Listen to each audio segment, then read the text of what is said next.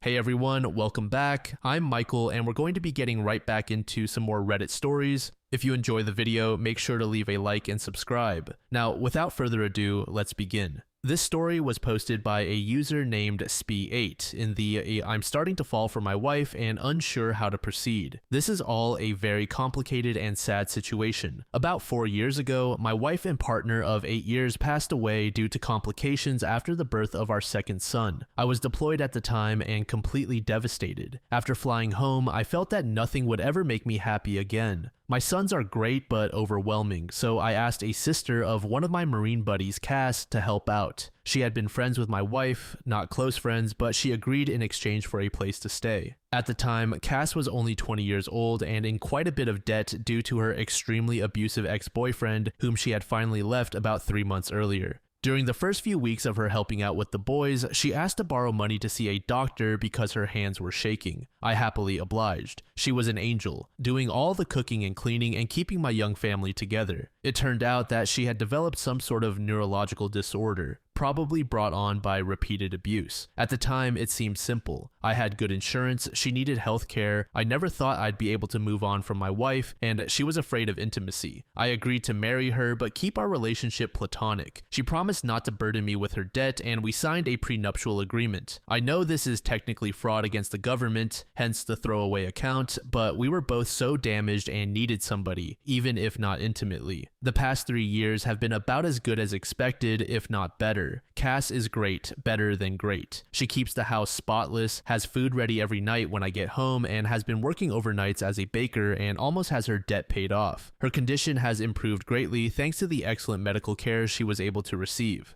With the boys, she is a saint. She tells them about their mother, shows them pictures, takes them places for fun, and even taught them how to read. Sometimes the 4-year-old calls her mommy, but she shushes him and reminds him that her name is Cass, and that mommy is the angel whose picture is above the fireplace. Once her debt is fully paid off, the kids are in school, and she saves up some money. She's planning to enroll in a nursing program. Our relationship is still platonic, but very caring. I've cried on her shoulders more times than I can count, and she's done the same for me. One night I was very stressed out and yelled at her about something pretty inconsequential. She became quite frightened, but we worked it out and I even offered to pay for her to see a counselor. That was 2 years ago. We've had minor fights since then, but have always been able to work through them. She seems to understand me whenever I'm hurt, upset, or angry and has a calming presence that I can't explain. The problem is that I think I might be falling for her. I've been noticing little things. Her scent, her smile, her laugh, the way she smiles with her eyes when she sees me, and how much my boys love her. Not to mention that she's gorgeous, hardworking, and one of the strongest people I've ever encountered. A few nights ago, I almost kissed her after we put the boys to bed. Her hugs goodbye have started lasting a little longer. The other day, she was taking a nap in my bed, and I wanted to join her, not for sex, but just to lay with her and hold and kiss her. I don't know what to do or how to bring this up.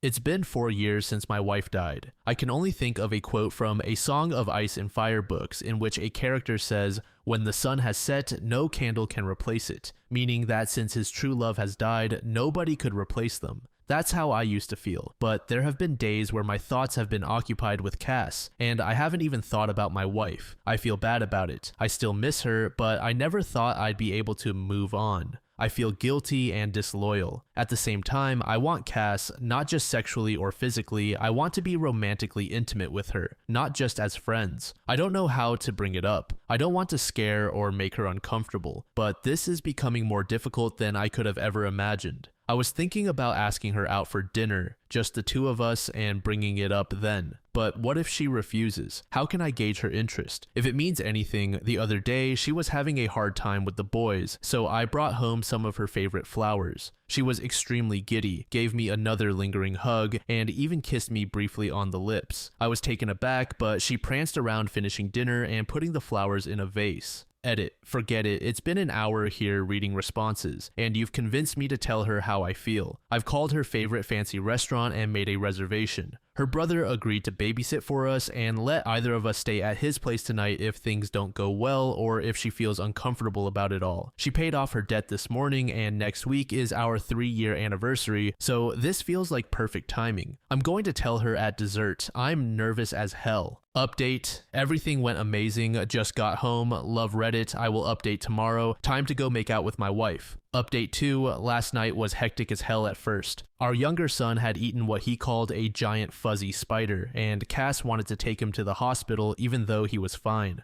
Her brother, we'll call him Joe, told her that he'd take care of it and basically forced her out of the house to celebrate getting out of debt. She really didn't seem like she wanted to go at all. I became extremely nervous. We got to the restaurant pretty early, but luckily they had a table. She ordered wine, which was odd because she hasn't drunk much since she broke up with her ex, but I figured it was a time to celebrate. We made small talk for a while, but it seemed forced and I knew I had to tell her soon. Before the entrees even arrived, I said I had something to discuss. She didn't smile and told me that she knew. Joe told her, and my heart almost stopped. That jerk. I hurriedly told her I was so sorry. I didn't want her to find out that way. I wanted to tell her myself. She shook her head, frowned, and said it was okay. She just wanted me to be happy and that I deserved it. I told her I didn't want to stress her out or make her uncomfortable, but I needed to share my feelings and see how she felt, emphasizing it was entirely her choice. She gave me a look and said it was actually up to me, just to do what made me happy. She mentioned she was probably going to move out after her program ended and promised to stay out of the way until then.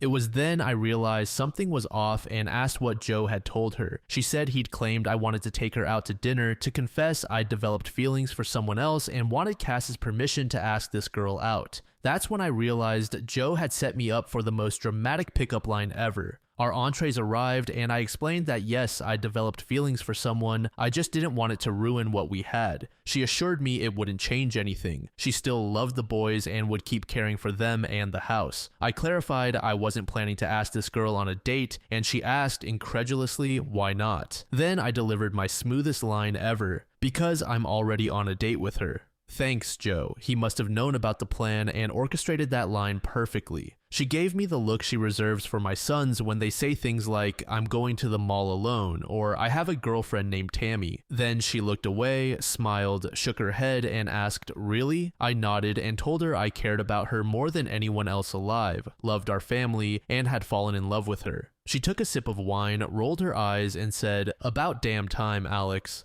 What happened next is unforgettable. Maybe it was a faux pas, but I leaned across the table and kissed her, spilling her wine. Neither of us cared. We kissed for a minute before she quipped, get off me before my crab legs get cold. After leaving, we got ice cream, sat around kissing more, then headed home. Joe was on the couch watching a VH1 dating show with a smug grin. Cass ran in, screaming he'd ruined everything and she'd have to move in with her mom. We let him believe it for 5 seconds before bursting into laughter. He shook my hand, said the boys were asleep, and left. I picked Cass up, kissed her, and carried her to my room, where we, made out for 2 hours and snuggled intensely. Later, our youngest came in with a nightmare, bringing his golden retriever puppy and claiming the doggy was scared, so we let him stay. I woke up early to make breakfast, deliver it, and kiss my wife goodbye. I'm asking my boss for the afternoon off to spend more time with her while the boys are at school and preschool. Update 3. My wife and I are doing fine, but I'm still unsure how to provide proof. I've lost the restaurant receipt, didn't pay with a card, and won't post pictures for obvious reasons. But I will deliver and find a way. I promise as a man of my word. Haven't I always delivered so far? And to those of you talking about a second wedding ceremony, we just kissed for the first time 2 nights ago. Overly attached Reddit. Finally, thank you to whoever gave me gold. I spent about $25 last night buying Joe beers. Next time, please use that money for a real good. Take a vet to lunch, learn CPR, I don't know. But again, many thanks to you. I promise I'll update again in the future, but don't be angry if it isn't often. I've been a little busier than normal. Update 4. Apparently, I can't post this as an update due to a rule, but it's fine. I'd advise anyone to look through my past submissions if you're interested in what happened about a month ago. However, this is a separate issue. Things were going very well until I started developing feelings for her. I was afraid of scaring her or making her feel unsafe, but Reddit convinced me to take the plunge. Now I'm happily dating my wife.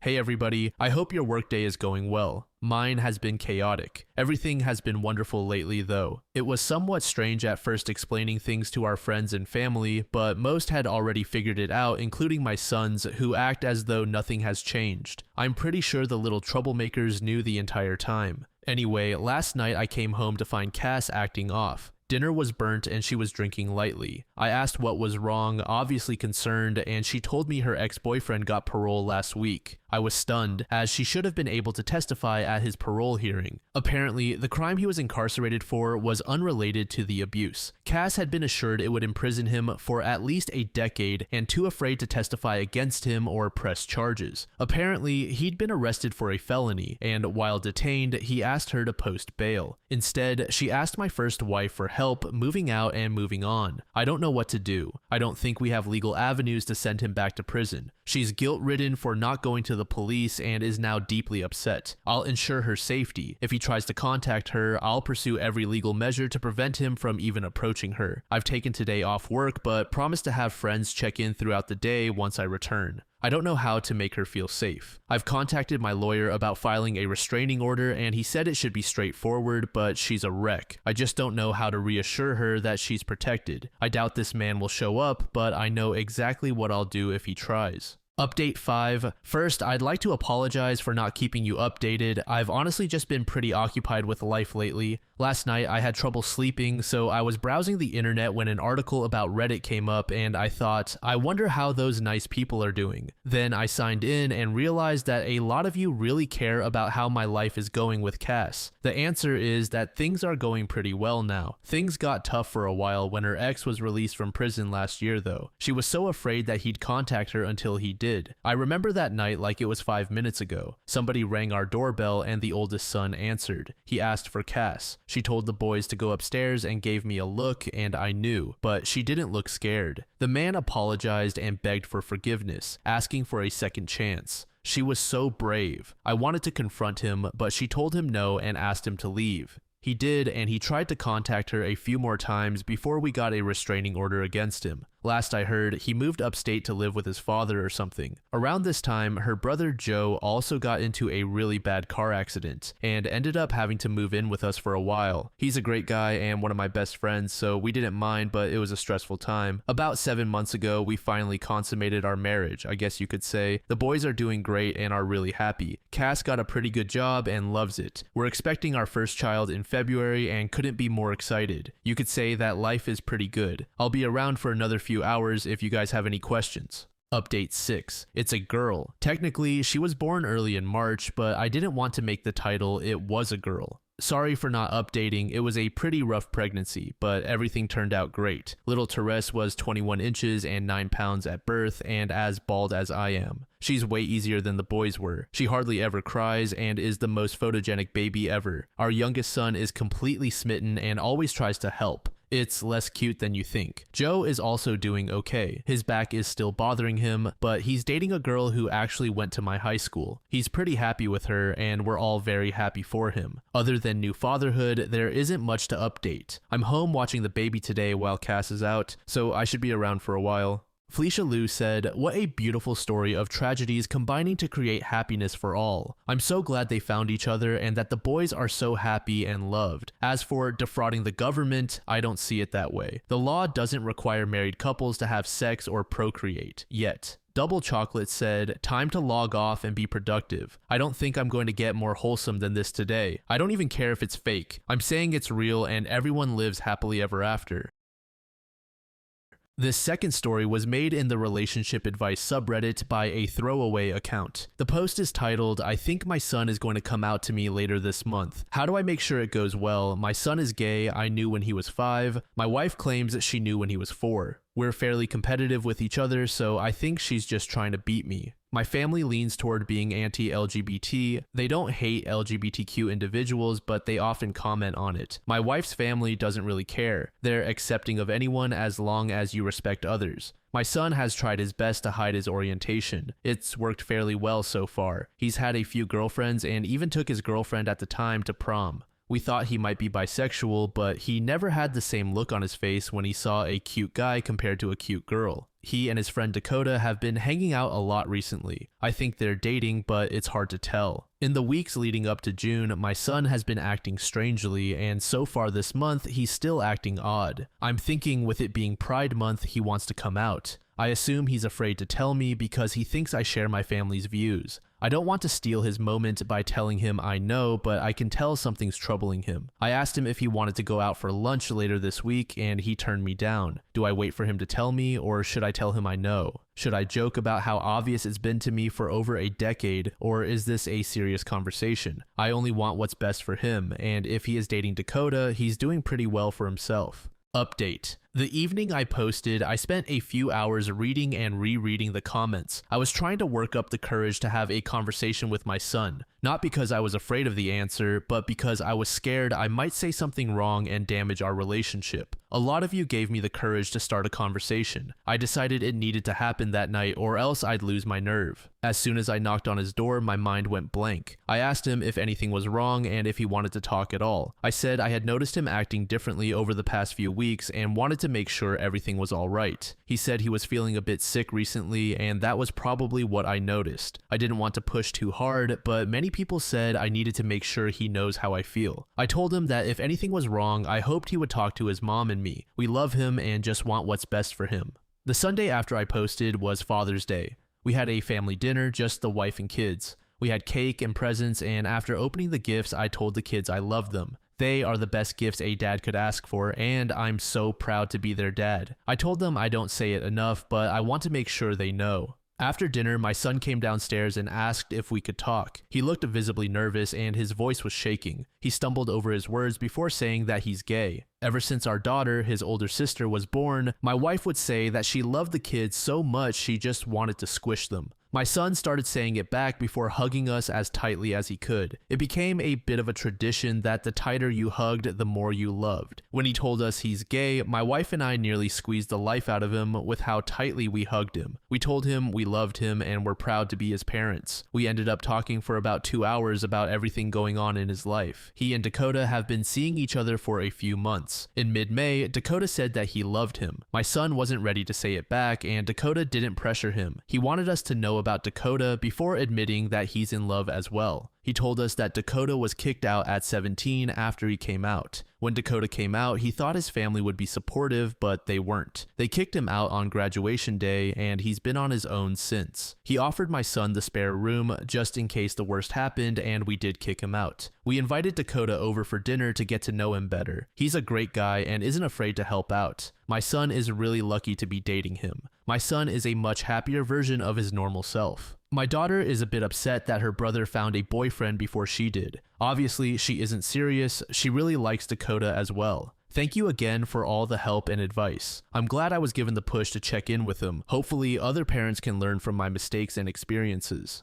Wibble Wobble said, a lovely story to finish my night with. What a great dad. So happy for them all. On the opposite end, I've never understood how someone can disown a child they spent years raising. The love they had for their child must have been held by such a thin thread that they can so easily snap it off with one small thing. Mind-boggling. Invayan said, this was so sweet, and the comments about the sister being upset because her brother got a boyfriend before her gave me a good laugh. It's nice to see some positive stories among the many toxic ones that frequently appear. A deleted user said, I don't understand how people can toss their kids out or disown them for coming out. I'm a Christian woman, and while it may conflict with my religion, the Bible also teaches us to love thy neighbor as you love yourself, be slow to anger your children, but quick to apologize. All have sinned and fall short of the glory of God. And most importantly, children are the greatest gift always. I absolutely wouldn't kick my kids out if they came out. I'd support them and be there for them as always. They are my children and always will be. It really irks me how many Christians are so openly judgmental and derogatory about so many things yet think they're perfect, completely skewing scripture to suit themselves. Too many religions do this, and it contributes to the bad reputation religion gets. Not every religious person is a backward, bigoted zealot. This final post was made in the AITA subreddit by a user named Took My Kids. The post is titled, I moved after winning full custody of my sons. Am I the asshole for moving after winning full custody of my sons? My wife and I got a divorce last year. Our relationship failed after she was charged with felony credit card fraud and pleaded guilty to a lesser charge. She had been a stay-at-home mother to our 2 sons, ages 5 and 3, and took out credit cards in my mother's name to pay for who knows what. She shattered my trust. I work full-time and make a decent living, but nothing extravagant. I had no clue what my wife was doing until police showed up at my door with a warrant, took her away in handcuffs, and seized 2 laptops as evidence. When I got the full story, I filed for divorce immediately. Aside from being a criminal, she was a good mother. She tried to justify her actions by claiming she was doing what was best for our kids, a statement I felt was absurd, given that she never mentioned wanting for anything, and I almost always approved her spending requests. I hired a skilled lawyer and sought full custody. My ex begged me not to, insisting she needed her children. However, she faced up to a year in jail, and nothing her lawyer said convinced the judge to grant more than supervised visitation. She served 90 days in jail, paid fines and restitution, but I've allowed her to see our sons nearly every time she's asked. The last year has been hell, but we've managed. A few months ago, I was offered a much more lucrative job a few states away. I consulted my lawyer about the move, who explained I'd need court approval due to full custody. I informed my ex and she exploded, accusing me of stealing her kids, claiming she'd improved her life and vowing to fight me. I filed the petition, received court approval, and accepted the job. When the judge ruled, my ex burst into tears. Heartbreaking, but I believe I'm doing what's best for my sons. They're young enough to adapt, though their lives have already been upended. My ex is now a wreck, begging me to reconsider, using guilt, manipulation, and bargaining. But from my perspective, she caused this. She lied and broke the law. I have little sympathy. I expect her to seek partial custody eventually, but for now, I'm prioritizing my sons and myself. Does that make me an asshole? Edit. Thank you to everyone who commented, even those who called me heartless for taking my sons away from their mother. This post has given me perspective and I appreciate that. A few things I want to clarify that I couldn't include in my original post. The area my sons and I live in is a smaller community. Not everyone knows everyone, small but close. The crime my ex committed was news here. It was in the paper. People know about it. I get odd looks in public and my sons are excluded from birthday parties. I want to shield them from bullying about their mother's criminal history. I am not permanently alienating my sons from their mother. They'll FaceTime her whenever they want, and I'll drive them to visit her until she can arrange travel. I'll ensure she's included in birthdays and holidays. My sons and I will need therapy.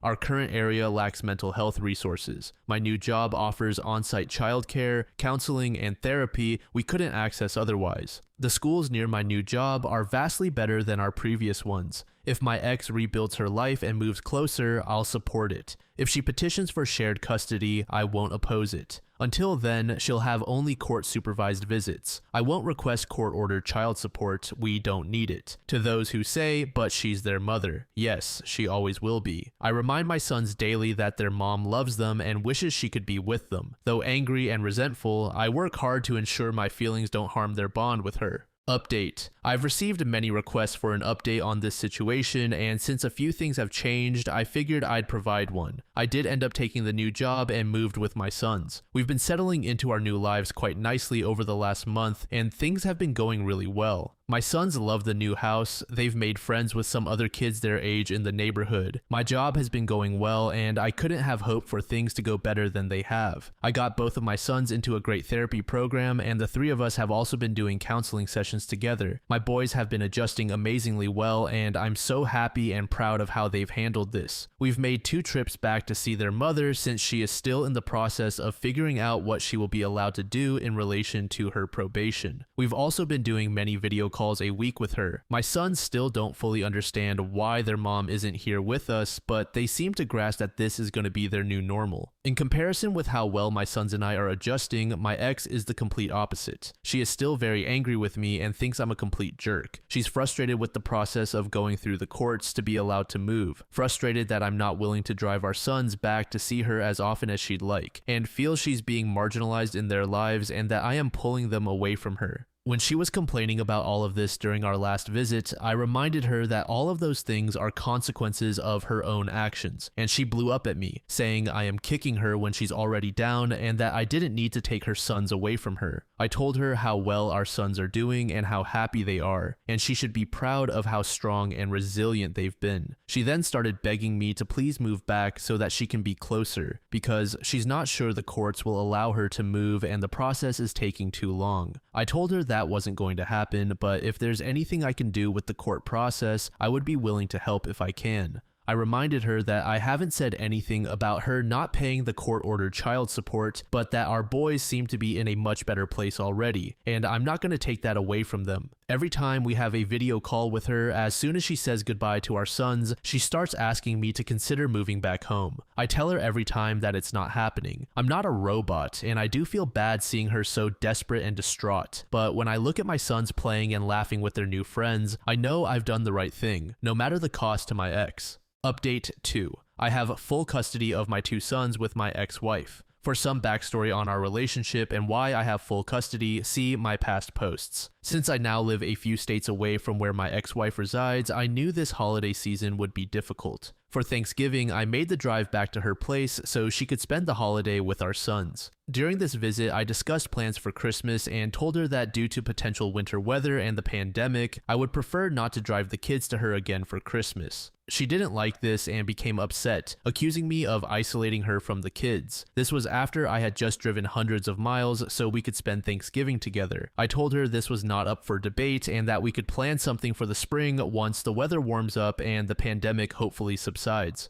However, I did ensure that we had a FaceTime call with her and the kids on Christmas Eve and promised to do the same on Christmas morning so she could see them open the gifts she sent. But when I went to call her on Christmas morning, she didn't answer. I tried back a couple of times, but she didn't answer, and the last time it went straight to voicemail. Then around dinner time, the doorbell rang. It was my ex. Of course, the boys were excited to see her, but I had a serious moment of surprise. For a second, I actually thought about not letting her in the house, but my sons were so excited to show her all their new toys that I couldn't do it. After things calmed down a bit, I asked her what she was doing. She said she couldn't handle a Christmas away from her kids, so she made the drive to see them. I told her it was messed up that she did this without telling me, but she said if she had told me, I would have told her not to come. I then asked her if she had gotten permission from her probation officer, and she said of course she had. She asked if she could stay for the night since she didn't have a hotel, and I allowed her to sleep in my guest room. Before I went to sleep that night, I sent an email to her probation officer asking if she had really asked for permission to travel. Since it was Christmas weekend, I didn't hear back right away and my ex left the next day to head back home. That Monday, I got an email from the probation officer thanking me for reaching out and asking for a little more information, which I provided. A couple of days later, I received a call from my ex and she was screaming at me, calling me an asshole for contacting her probation officer. Apparently, she hadn't told them or asked them and now she could potentially land back in jail. She accused me of purposely trying to get her sent back to jail so that I can keep our kids away from her forever. That was never my intention, but I can kind of see why it looks like that to her. Does contacting her probation officer make me an asshole?